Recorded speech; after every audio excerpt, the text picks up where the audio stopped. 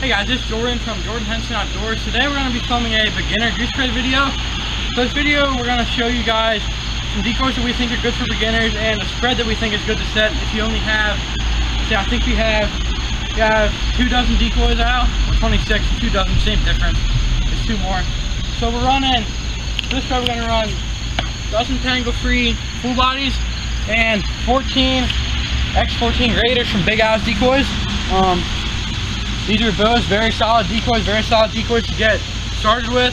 The tangle frees are all constantly on sale. Most times, if you don't find them on sale when you want to buy them, just wait a couple weeks. They should go on sale, or I guess you could try and find somebody on Pro Staff that, or try and get the friends and family code if you would like.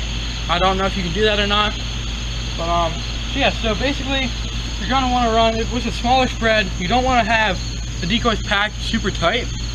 So as you can see here, we're running, so I'm going to call this a beginner spread. So you get a 14 pack of the X14 Graders from Big Al's for $86, which is great. And if you buy, I think, 5 packs of them, you get free shipping on it. So that's a good deal.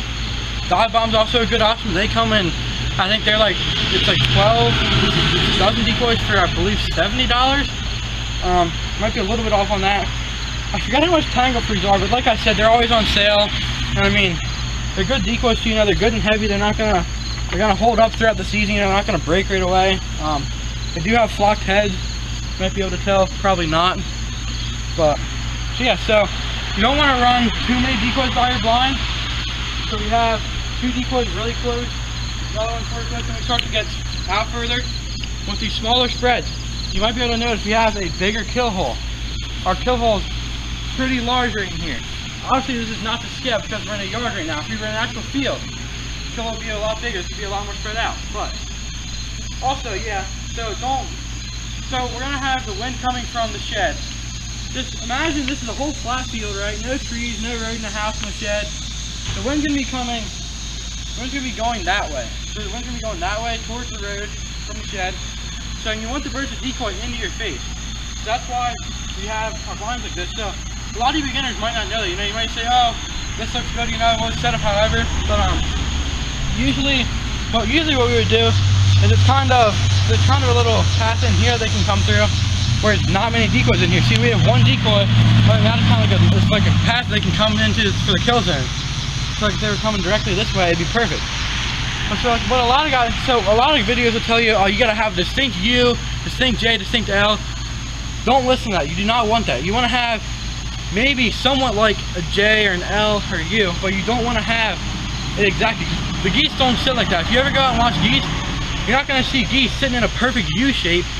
They're going to be kind of all scattered out in the blob, and then there's going to be spots in between the geese, in between family groups and bigger flocks that birds will land in, and birds will land in the outskirts of them. So you got to think, you know, all these videos, you know, all like the popular people, you know, they preach U's and J's and L's. You don't need that because it doesn't look realistic at all, in all honesty. I don't think it looks realistic. Nathan, you think it looks realistic? Nope, it doesn't look realistic at all. Exactly, because no geese sit in the freaking perfect U shape. At least not that I've seen. I've seen quite a few geese. Yeah, geese don't know the alphabet. They're not sitting in perfect letter shapes. Don't use those, because yeah, they give you a nice kill hole opening, but you can also do that with what we have set up here. There's a kill hole and they're not set up like a perfect letter. So exactly. So also you can get shells too. Shells are good to have. These blinds run about $150 right here. These are Cabela's Mobile Elite blinds. They run about $150. They're great for beginners. They're super light. I mean, think of the entire blind with just one hand, just like this. Yeah, I can carry this blind. I could carry this blind forever like this. And it also comes with backpack straps here. You can see. So it's super nice for backpacking in if you have to carry it long ways. You can't drop it off out of a trailer or a truck.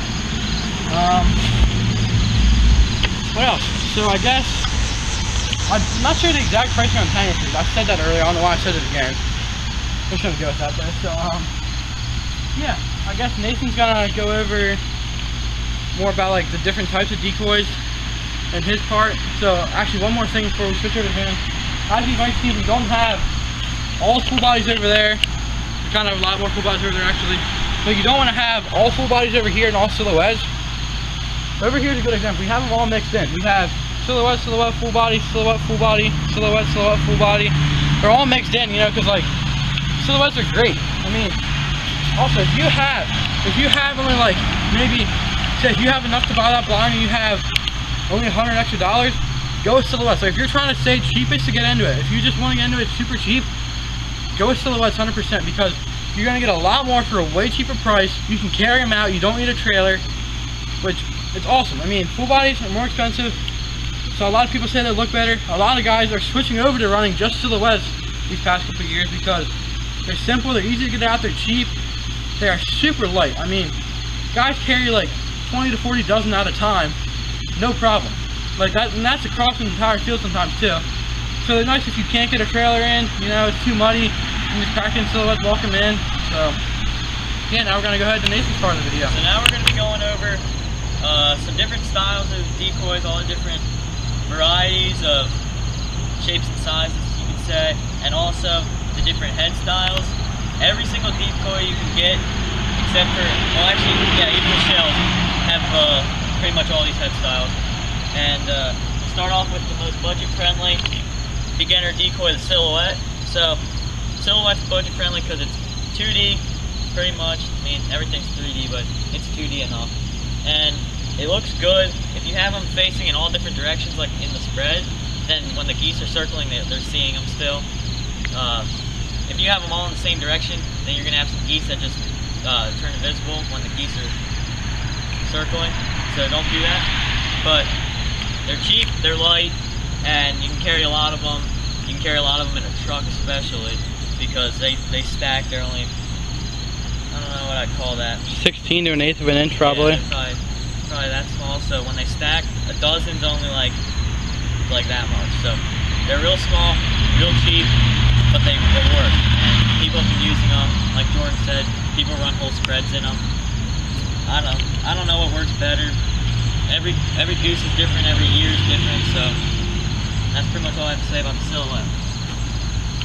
Now the shells, they're good if they're these kind of shells. Like in the intermediate video, when you watch that one next, we'll talk a little bit more about how shells can be used for hiding deer in them. You can put them near your lawn. If you have a lawn, some tight space, you can hide deer under them. Other than that, they stack nicer than a full body, because with these decoys you can stack them inside of each other, kind of like over there. We have the rest of them. Yeah. They're stacked inside of each other, and that's 5 decoys. They obviously take up more room than the silos, but they're better to stack than the full bodies. And like with this one's a sleeper. It's sleeping, so it's good to have some of these in your spread every now and then. Make it feel like it's a nice field to land in, comfy field, whatever you want to call it. And here's a sock. A sock also can pack real nice. There's a bar in here, keep it sturdy so you can't like squish this sock up, but it can lay flat. This is made out of the same material as the silos, just corrugated plastic, kind of like any political sign you may see out in the yard. So you can make your own silos if you want, but it takes a lot of time, kind of hard. Jordan made some, and he hasn't painted them yet, but from his experience, apparently it's hard to do. So, yeah, when we're making snow gooses, and we kind of messed them up because we got big signs and we didn't cut them the right way, so we have to kind of drill through them. That's going to be a pain, but I mean, it's a really good way if you want to get really cheap decoys. When like someone, you know, like talk to like go down to your local, like on voting day, go down to wherever the voting place is, ask them if you can have their old signs. They're probably done using them yet, because you're not going to use a Trump 2016 sign for Trump 2020. That's pretty stupid right there, you know, I don't think you'd want to do that. It's a pretty bad political campaign. But so back to what Nathan was saying. So with these, they have flocked heads, so they might cut down on the shine a little bit. I don't know if you can get flocked. I'm not really a big silo guy. I don't know much about silos, but you might be able to get them flocked. Jordan's saying you can get them flocked, so yeah, you can get them flocked, you can get these flocked. Flocking cuts down the glare. It gives it more of like a fuzzy, not plastic, like if, I don't know, none of these things are shiny, but you know plastic. Well, you can even, well, you can see right now, at least I can see, if he gives me this here, see how, you can see how that right there, the nose is shinier than the rest of the head, and the eye is shinier, if you can see. I was just, literally as you said that, I saw like it got a little bit of the glare. So that's a perfect example right there, what he was just saying. Yep, so flocked heads, not always needed, but if you have really shiny heads, you can flock yourself. It's kind of a pain, kind of messy, but if your geese are that, your geese decoys are that shiny that you're flaring birds all the time, might be better than having to buy a whole new spread of decoys just because your heads are too shiny. Now the full bodies are not budget friendly, they are expensive. And you can see why. I mean, they're pretty thick plastic, they're detailed, they're heavy duty. Like Jordan said, these are durable decoys. I've never run them, these are Jordan's, but so you gotta take his word. So they feel nice to me though, and they got motion in them. If the wind's blowing just a little bit, they can rock back and forth, which is a good thing to have in a decoy because geese don't stand still most of the time. Other than that, 3D, so anywhere the geese are flying when they're circling, they're going to see this in some angle. And we move on. This head's more of a feeder head. We can start with heads now. So you want a good bit of these because if the geese are eating, they're happy. Convinces the other geese that are flying around that they want to come to that field because there's plenty of food to eat for everyone and everyone's having a good time. And this head's more of just kind of a not eating head, but I wouldn't call it a sentry head. It's like a rester, yeah, probably. He's not really tired yet, but he also doesn't feel like eating or looking out for everyone else. Kind of rude. If he's not eating, he should be looking out for everyone else. He's kind of doing his own thing, you know, just having fun. But and there's a sentry in the redhead. Oh yeah. That I like to use a lot Yeah. as an example because This one right here, closest. Oh, the same ones. So a sentry head style. Whoa. All right, so a sentry head style. It's higher up. He's really looking. He wants to make sure his whole flock stays safe, away from predators. So that's what that head style's for. These are better for the outskirts of the spread to, you know, because he can be guarding all the outside, keeping them safe. Looking for predators. Some people these days, I can't stand them. But yeah, so that's the sentry head. And any other styles of heads that are real big, I think whatever, we got the rester, we got the feeder, we got the sentry. That's basically the main ones. Here's, I mean, if you didn't see them, these are all feeder style heads here.